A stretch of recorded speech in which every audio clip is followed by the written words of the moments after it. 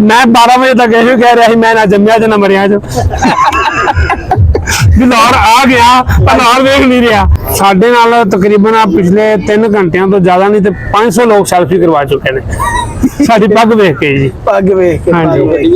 जिस दे पासपोर्ट ते पाकिस्तान दा ठप्पा गुरु नानक दी धरती दा ठप्पा लग गया ना जी, ओनू सारी दुनिया दे ठप्पे मंजूर होणगे उस पासपोर्ट नू। और सब तो मेन गल जी सानू इत्थों दी आवाम तो बहुत प्यार मिलिया जी, बहुत ज्यादा प्यार मिलिया जी। आए हाय नज़ारा आई जांदा है, नज़ारा जाई जांदा है। अस्सलाम वालेकुम, सत श्री अकाल, प्रणाम।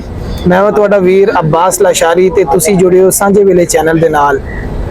सांझे वेले दी टीम ते साडा देश पंजाब दी टीम अज पहुंची है शहीदी स्थान गुरुद्वारा गुरु अर्जन देव जी।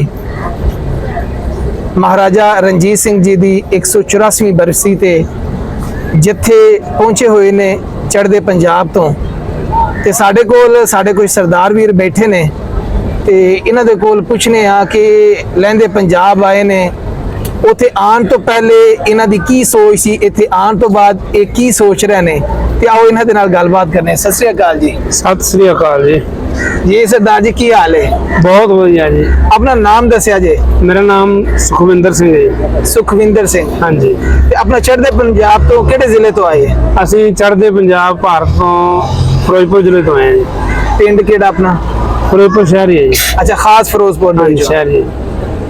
पाकिस्तान पहले भी आए या नहीं पहली दफा आए हैं जी। पहली दफा आए? पहली दफा आए हैं। ते आन तो पहले बंदे दे दिल दे विच कुछ डर हुंदे ने, कोई खौफ हुंदा है?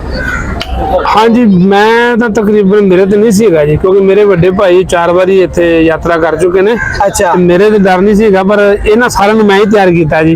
इन्हां दे दिल 'ਚ डर है सी कि साडे पासपोर्ट ते पाकिस्तानी ठप्पा लग गया, साडा किसी होर दा ठप्पा नहीं लगना, पर मेरे जेहन 'ਚ नहीं सीगा, क्योंकि मेरे बड़े भाई भरा 4 बारी इत्थों यात्रा करके गए ने ते इस टाइम वो कनेडा 'ਚ ने।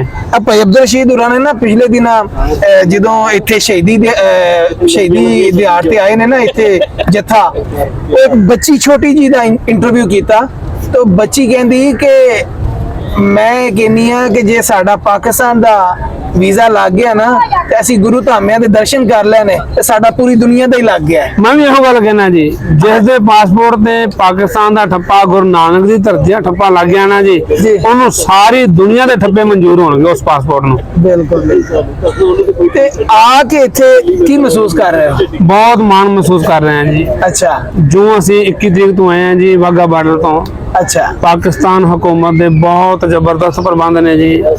असीं ननकाना साहिब गए हैं, उस तो बाद पंजा साहिब गए हैं जी, फिर करतारपुर गए हैं जी। करतारपुर बहुत आलीशान पाकिस्तान हुकूमत ने तैयार किया जी, कॉरीडोर तैयार किया जी, ते सानू बहुत मान महसूस होया जी। साडे बहुत वधिया प्रबंध किए गए, चाहे वो ट्रांसपोर्ट दे सी, लंगर दे सी, साडी सिक्योरिटी दे सी, सारे प्रबंध बहुत ही वधिया सी जी।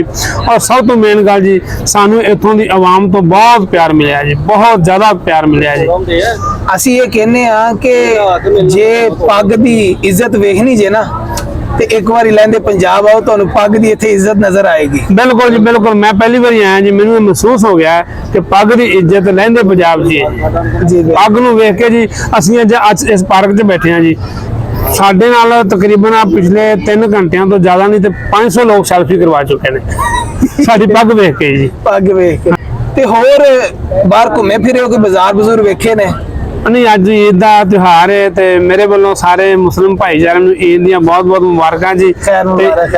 ईद दे त्योहार करके बाजार सारे बंद ने जी। अच्छा। बाजार गए सी चूना मंडी लाहौर, गुरु रामदास जी दे स्थान ते दर्शन करके आए, पर बाजार सारे बंद से जी। अच्छा अच्छा अच्छा। अनारकली गए हो?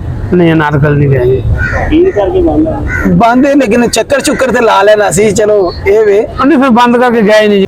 अच्छा, हुण पिछे फोन करके ते तुसीं दस सकदे हो कि मैं जम पिया वां? हाँ जी हाँ जी, बिल्कुल जी बिल्कुल। जिन्हें लाहौर नहीं देखा जब मैं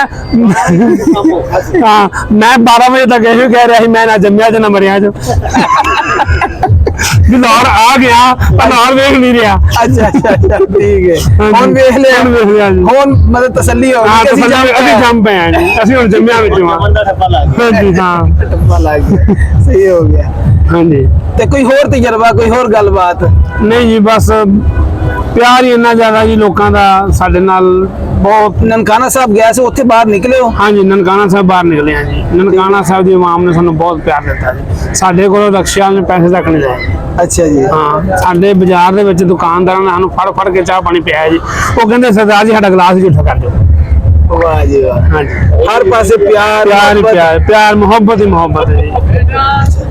ਆਖਿਰ ਤੇ ਕੋਈ ਸੁਨੇਹਾ ਦੇਣਾ ਚਾਹੁੰਦੇ ਹੋ? ਸੁਨੇਹਾ ਮੇਰਾ ਹੈ ਜੀ ਸਾਡੀ ਚੜ੍ਹਦੇ ਪੰਜਾਬ ਦੇ ਲੋਕਾਂ ਨੂੰ, ਖਾਸ ਕਰਕੇ ਸਿੱਖਾਂ ਨੂੰ, ਕਿ ਤੁਸੀਂ ਬਿਨਾਂ ਕਿਸੇ ਡਰ ਤੋਂ, ਬਿਨਾਂ ਕਿਸੇ ਝਿਜਕ ਤੋਂ ਪਾਕਿਸਤਾਨ ਵਿਜ਼ਿਟ ਕਰੋ, ਯਾਤਰਾ ਕਰੋ, ਗੁਰਧਾਮਾਂ ਦੇ ਦਰਸ਼ਨ ਕਰੋ। ਬਹੁਤ ਆਲੀਸ਼ਾਨ ਪ੍ਰਬੰਧ ਨੇ ਗੁਰਧਾਮਾਂ ਦੇ ਵੀ, ਔਰ ਐਸਾ ਕੋਈ ਡਰ ਨਹੀਂ ਹੈ ਕਿ ਤੁਹਾਨੂੰ ਕੋਈ ਖਤਰਾ ਨਹੀਂ ਹੈ ਇੱਥੇ ਆ ਕੇ। ਤੇ ਇਹੋ ਹੀ ਮੇਰਾ ਲੋਕਾਂ ਨੂੰ ਸੁਨੇਹਾ ਹੈ ਕਿ ਤੁਸੀਂ ਬਿਨਾਂ ਕਿਸੇ ਡਰ ਤੋਂ, ਔਰ ਜਿਹੜੇ ਨਹੀਂ ਯਾਤਰਾ ਕਰਕੇ ਆ ਸਕਦੇ ਉਹ ਕੋਰੀਡੋਰ ਥਾਣੀ ਕਰਤਾਰਪੁਰ ਦੇ ਦਰਸ਼ਨ ਜ਼ਰੂਰ ਕਰਨ ਜੀ। ਕਰਤਾਰਪੁਰ ਇੱਕ ਬਹੁਤ 900 ਕਿੱਲੇ ਦੇ ਵਿੱਚ ਬਹੁਤ ਆਲੀਸ਼ਾਨ ਕੰਪਲੈਕਸ ਬਣਾਇਆ ਗਿਆ ਜੀ।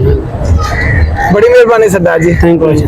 ਆਏ ਹਾਏ ਨਜ਼ਾਰਾ ਆਈ ਜਾਂਦਾ ਹੈ, ਨਜ਼ਾਰਾ ਜਾਈ ਜਾਂਦਾ ਹੈ।